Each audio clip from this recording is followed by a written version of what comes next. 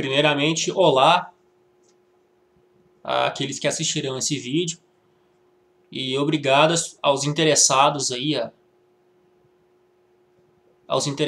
a promover a cultura do debate e da discussão a respeito da questão do transporte na RMG, na região metropolitana de Goiânia. Bem, eu gostaria de fazer uma breve análise da conjuntura do nosso transporte, né, por conta não somente do aumento atual da passagem para R$ 3,70, como também fazer uma série de considerações críticas a respeito da nossa situação atual dentro da cidade de Goiânia. O que eu gostaria de primeiramente enfatizar é que em 2015 o Estado, né, mais exatamente a RMTC, através da CMTC, que é o órgão de decisão diretivo que opera o aumento da passagem, que representa a união entre o poder estadual e municipal, o poder da cidade de Goiânia com o governo do estado, a prefeitura e o poder estadual, né? Pela segunda vez, eles aumentaram a passagem em período de carnaval, na véspera do carnaval. Ou seja, esse tipo de tática se repetiu e nos últimos anos é um tipo de ação política inédita, não é? Ou seja, o que nós percebemos é que é feita de forma propositada, de forma racional, organizada, no sentido de inviabilizar, não é, uma tendência de mobilização prévia da população em relação à própria questão do aumento. Em 2013, por exemplo, ocorreram 2 meses de manifestações antes da questão do aumento, né? Para vocês terem uma ideia, a passagem em 2013 ela foi congelada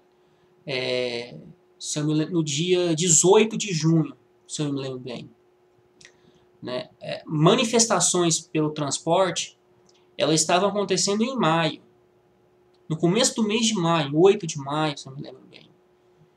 Né? Ou seja, aconteceram 40 dias antes do congelamento da passagem, já tinha manifestações de rua. Ou seja, antigamente existia uma consciência prévia do aumento e toda a possibilidade de se organizar meios políticos, né, para se interagir com a própria questão do aumento. Ou seja, foram marcados audiências, foram marcados debates, foram marcados em escolas, em instituições federais, nas universidades, né? Todo um debate apresentando a questão do aumento, a especificidade da questão do aumento, assim como a discussão e o debate sobre a questão do transporte, né, tinha sido alavancado. Então nós percebemos que realmente, né, o poder público, né, a CDTC está tentando impor, né, um aumento na marra, de forma autoritária, de forma opressiva, né, sem que haja um processo de comunicação maior com a comunidade. Né? Diante da situação histórica, diante das manifestações de junho, diante da grande comoção popular, diante da questão do aumento e a prova de que o serviço do transporte público é uma coisa essencial, não é mais importante, mas é também importante, tão importante quanto saúde, educação, né? A gente precisa sim denunciar essas práticas de Estado e deixar bem claro, né? Nós precisamos urgentemente de uma cultura de debate prévio no que diz respeito ao aumento da passagem. Né? Outra coisa que a gente tem que pontuar é que esse elemento ele não só está ligado à cidade de Goiânia e à região metropolitana de Goiânia. Isso também aconteceu em 2014, em São Paulo, Minas Gerais, no Rio de Janeiro, né, Florianópolis, Curitiba. O que nós estamos vendo em Belo Horizonte, o que a gente está vendo é que a tendência é a passagem aumentar no período das férias. No nosso caso, o feriado do carnaval. Mas em outros estados, um período de férias. Ou seja, período de recesso, população desmobilizada, organizações políticas e representantes da classe trabalhadora, como partidos, sindicatos, associações, estão mais desmobilizadas.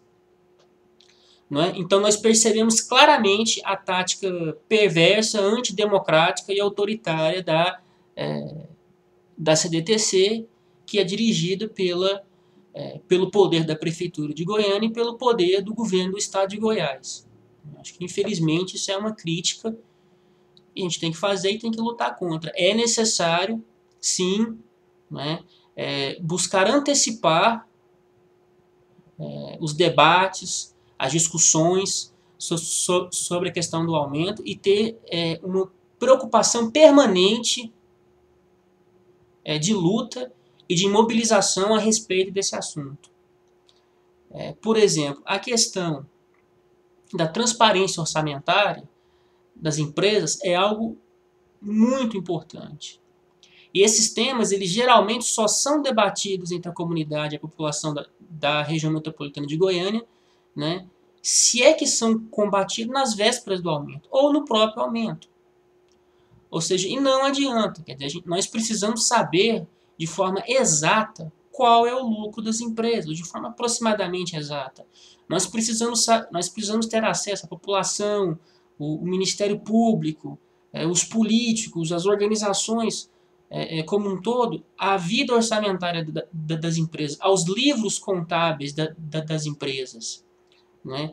Isso é parte fundamental da luta pela consciência, né, a respeito do quanto essas empresas estão lucrando. Né? Tem a questão do acesso ao livro contábil, tem a questão do acesso ao consumo dessas empresas, quer dizer, o quanto elas estão consumindo de gasolina, o quanto elas gastam com gasolina, com diesel, né, não é a gasolina, o diesel, o quanto elas gastam com troca de pneu, o tanto que elas gastam com funcionários, os gastos gerais da empresa, quantos ônibus ela adquiriu nos últimos anos, em que momento foram adquiridos os ônibus, em que momento os ônibus foram trocados, quer dizer, nós não temos acesso, até hoje, desde 2013, nós não temos uma divulgação, uma clareza, uma certeza, um estudo objetivo e claro, né, que diz respeito à vida contábil dessas empresas. Né? Então, nós precisamos saber exatamente o quanto as empresas estão lucrando. Elas lucram em cima de 3,70, elas vão lucrar quanto? 30%? 25%? 20%? 15%? Será que essas empresas não estão lucrando R$1 em cima de cada passagem? 1,20, 1,30, 80 centavos? Quer dizer, nós não sabemos. Né? O que nós queremos, o que nós precisamos querer, nós precisamos reivindicar é clareza nisso. Por exemplo, em São Paulo, o prefeito Haddad, ele fez uma auditoria, ele contratou uma instituição privada, né, e as conclusões foram conclusões assustadoras. Né? Que em 2013 teve empresas que tiveram um lucro, faturamento de 300%. Agora, por quê? Né? Tem a ver com a dinâmica interna de cada empresa. Teve empresa que estava no lucro, que teve lucro. Lembrando que em São Paulo são 13 empresas. Né? A dinâmica de lá é muito mais, porque lá é muito maior. Né? Aqui nós temos, né, a Rápido Araguaia, enquanto entidade privada, o Grupo Odilon, né, a Rápido Araguaia do Grupo Odilon, a HP do Grupo Arley Pinheiro e temos a Reunidas, né, como grupos privados. E temos uma cooperativa, que é uma estrutura privada, que é a Cotego, e temos a Reunida. E temos a Reunidas, não, a Reunidas ela é privada ou empresa, né? E nós temos, por último, o Eixo Anhanguera, né? A gestão do Eixo Anhanguera é feita pela Metrobus. Nós temos 5 prestadoras, né? 3 são empresas normais, tradicionais, uma é uma empresa estatal e a outra é uma cooperativa. Ou seja, a gente acha que dessas 3 nós temos que cobrar sem questionamento nenhum, sem dúvida nenhuma, né? Transparência nesses recursos e justamente para ter mais argumentos, né, que venham a contrabalancear, né, a perspectiva que justifica o aumento. Né? E nós historicamente, historicamente precisamos lembrar que os aumentos eles estão sempre acima da inflação, tirando o ano de 2013 e 2014, porque 2013 não teve um aumento e 2014 teve um aumento pequeno de 10 centavos, a passagem foi de 2,70 para 2,80, não é? Ou seja, diante dessa situação e dessas contradições, a gente precisa enumerar as pautas, né, o que nós queremos defender e colocar esses pontos à população, né, levar esse debate e levar essa reflexão. Uma outra curiosidade é que o CETRANSP, né, que é o sindicato patronal, o sindicato do transporte no estado de Goiás, que é o sindicato das 3 grandes empresas, né, das 3 maiores empresas que são dirigidos por elas, esse sindicato ele mudou de nome. Agora ele se chama SET. Né? A razão é uma razão de modificação do nome fantasia, de um nome... É uma razão cosmética, né? Fica claro. E a ideia seria trazer uma linguagem mais clara e objetiva. Eles têm algumas... Provavelmente deve ter acontecido alguma mudança institucional interna ali, mas visa justamente dar alguma resposta, né, à população usuária do serviço de transporte, né, que em termos práticos é tentar dar alguma satisfação ao povo, mas numa medida meramente cosmética. Se muda as aparências, né, mesmo que as práticas continuem sendo exatamente as mesmas. Então, se o trabalhador, né, se o usuário, né, escutar a palavra SET ao invés de CETRANSP, saibam que em termos práticos é a mesma coisa. Né? Talvez porque o nome esteja mais desgastado, né, a gente muda de nome, talvez a gente não... Né? Talvez o ressentimento da população seja menor a respeito desse assunto. Um outro aspecto interessante que eu gostaria de enfatizar é que no final do ano as empresas iniciaram uma campanha juntamente com a RMTC visando combater a fraude, né? Combater fraudes. E o que seriam essas fraudes? Né? As fraudes seriam o famoso pula-catraca, a entrada no fundo de ônibus, né? A entrada no fundo dos terminais, né? E coisas do gênero. Né? Pessoas que, por exemplo, utilizam a catraca, utilizam cartões de pessoas que já estão falecidas, né? De aposentados, pessoas que não são aposentadas e usam os cartões dos aposentados. Né? Aí eles falam que um percentual significativo de serviço é perdido, né? De lucro das empresas, né? E que isso, na verdade, inviabilizaria a compra de mais ônibus, a melhoria do serviço. Ou seja, nós estamos diante de um argumento totalmente falacioso. Né?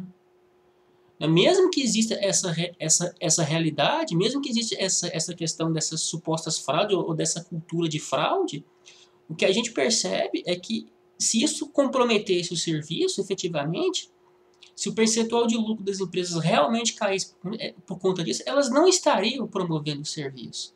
Elas não estariam gestoriando e administrando de maneira funcional o próprio serviço. Ou seja, a nossa realidade aqui, o nosso problema aqui, a nossa grande dinâmica aqui é que os empresários eles continuam lucrando mesmo com essa cultura.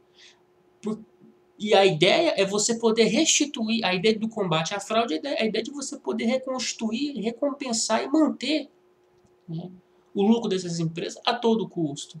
Quem sabe elas façam concessão à população. Né? Ou seja, esse tipo de argumento que eles têm só reafirmam a ideia de que o quanto o sistema é lucrativo. E combater as fraudes é ampliar a lógica de recepção ao lucro que o Estado promove e garante a essas empresas. Né?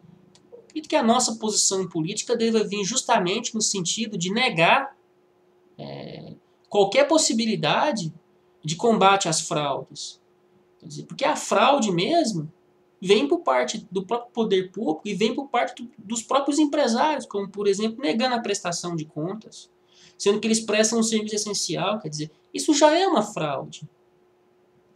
Quer dizer, o próprio fato de você ter uma empresa privada gestoriando um serviço essencial já é uma coisa fraudulenta. Né? O papel das empresas, o papel da empresa privada na sociedade, na economia, no mercado, não é acolher um serviço essencial. O papel deles é garantir o desenvolvimento econômico de áreas não essenciais via de regra, ou como regra geral. Então a gente não tem que, de forma alguma, legitimar ou reforçar qualquer tipo de espécie de campanha de fraude. Inclusive foram colocados bonecos em alguns ônibus, né, visando reafirmar esse tipo de reflexão, o que é uma coisa totalmente absurda, né? E por fim, no penúltima coisa, né? Penúltima coisa, o que nós tivemos foi nós vimos a privatização da linha do eixo Anhanguera, né? E como essa privatização ela foi feita, como ela está sendo feita? Bem, a Metrobus é uma sociedade de economia mista, né?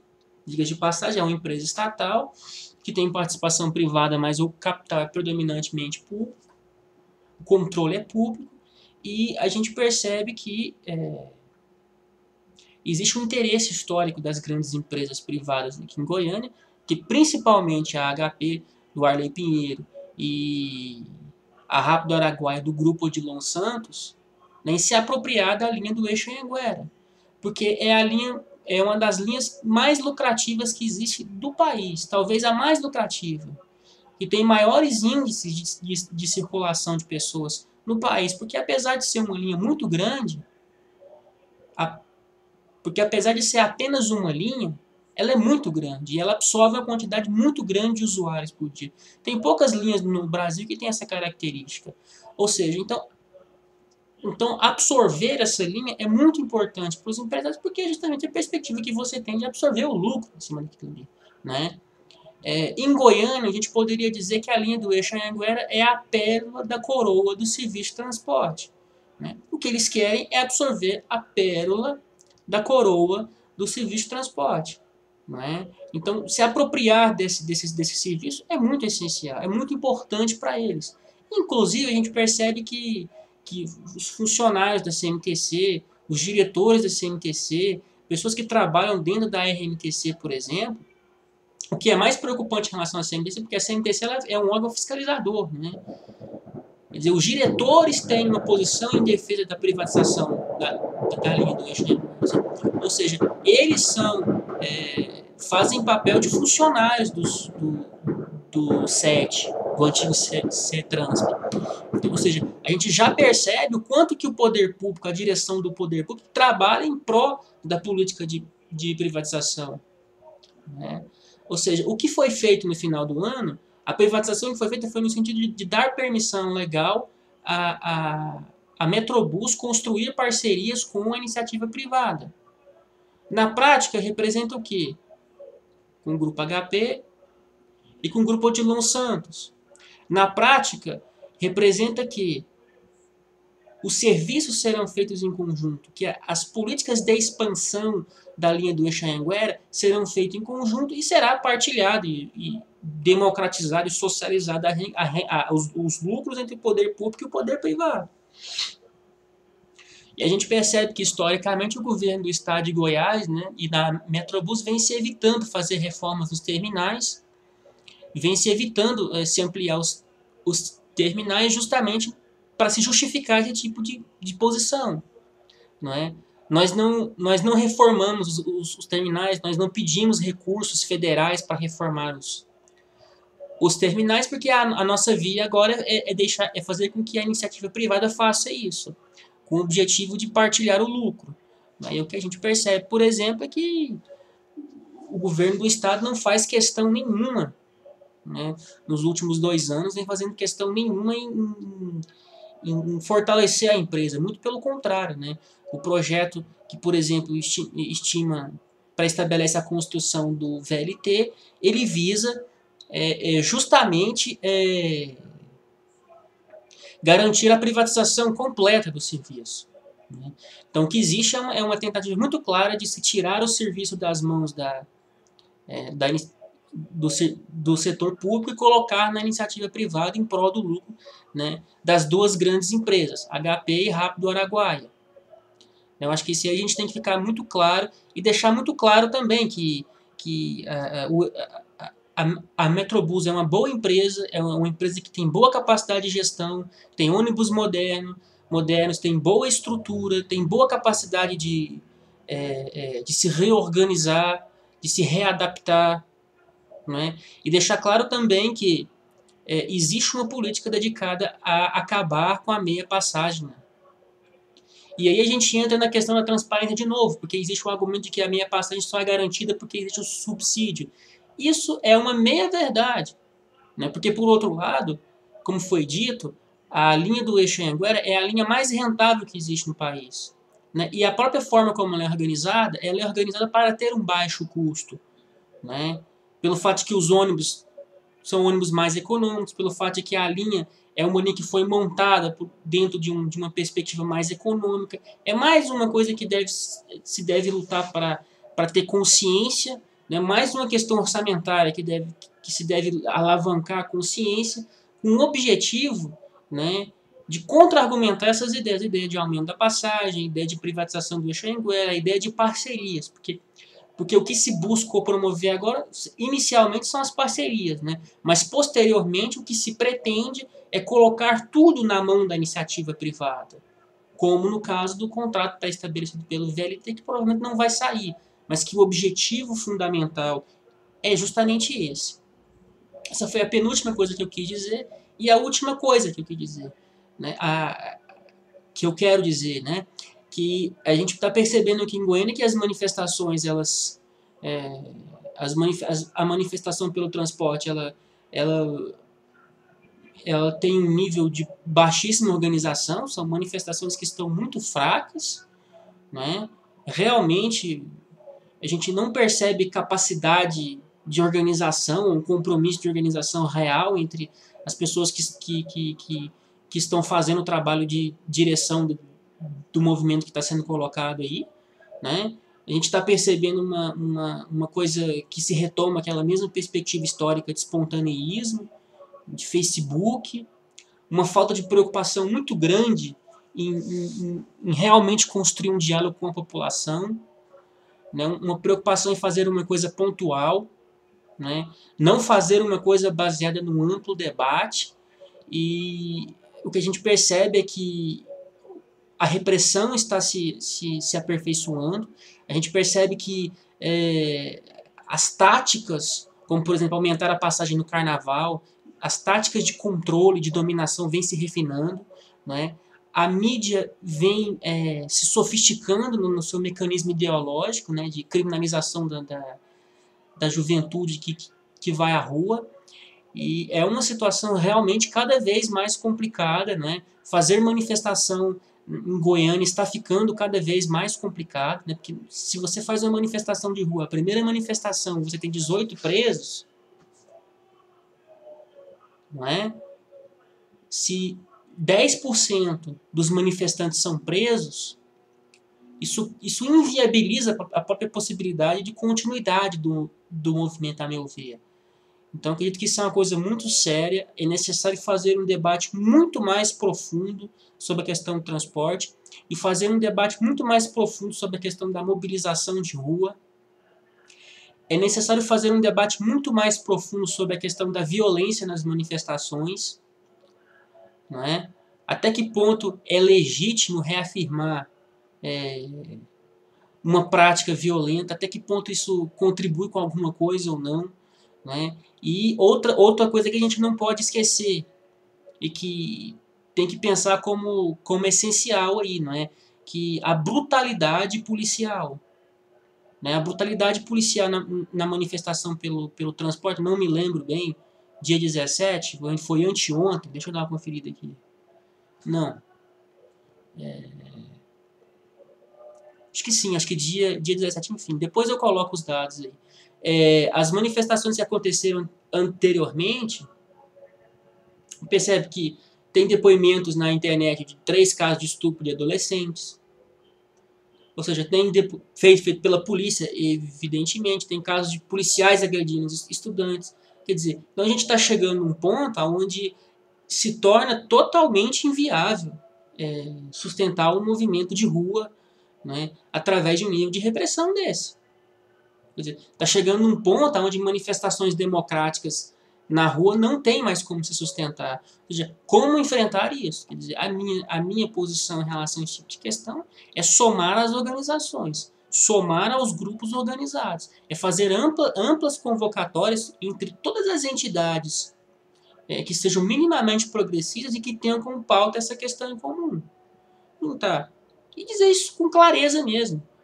Convocatória com partidos que tenham pauta em comum, sindicatos que tenham pauta em comum, associação de moradores de bairro que tenham pauta em comum, entidades representativas estudantis. Quer dizer, agora, se a gente for começar, né, a selecionar os grupos que a gente quer participar ou não, tipo assim, PT não pode, partido não pode, a UNE não pode, não.